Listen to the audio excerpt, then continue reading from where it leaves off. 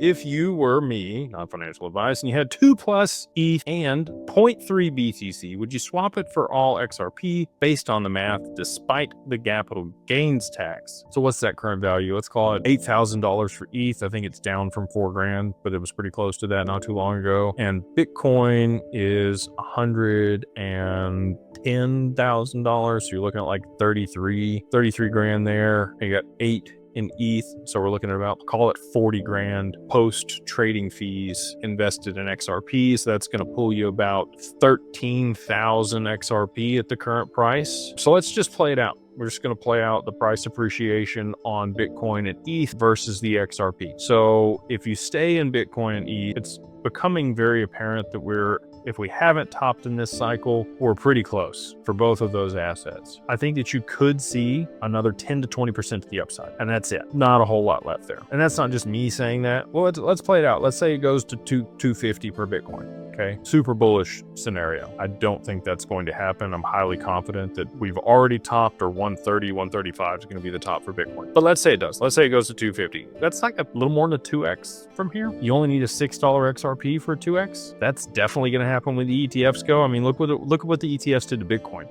from the bottom, and they pushed it up to, you know, an all-time high before the halving. So this many spot ETFs for XRP is absolutely going to push it past $6. Let's look at ETH. You know, even if we play out the scenario that, you know, Tom Lee thinks is going to happen at $16,000 per ETH this cycle, which I, again, do not think is going to happen at all. That's still 4x there. So you've got 2x on 30 grand. So it puts you at 60, and a 4x on your 8 grand, which is another 24. So that's going to give you a total of, like, let's call it $84,000 if you cash out at the top of the, you know, mystical cycle of the gods that isn't going to happen. Now, if you roll all that to XRP, and, you know, I think it's very likely, like, worst case scenario, we get to 10 or 13 bucks this cycle. Okay, that's not even me. That's the TA guys that are super conservative calling for that. So that's going to be a 3x from here. So 3x your money from today. You actually end up beating the returns on Bitcoin and ETH with the absolute worst case scenario for XRP. So if you are, you know, here for gains, if you're here for ROI, I think that it absolutely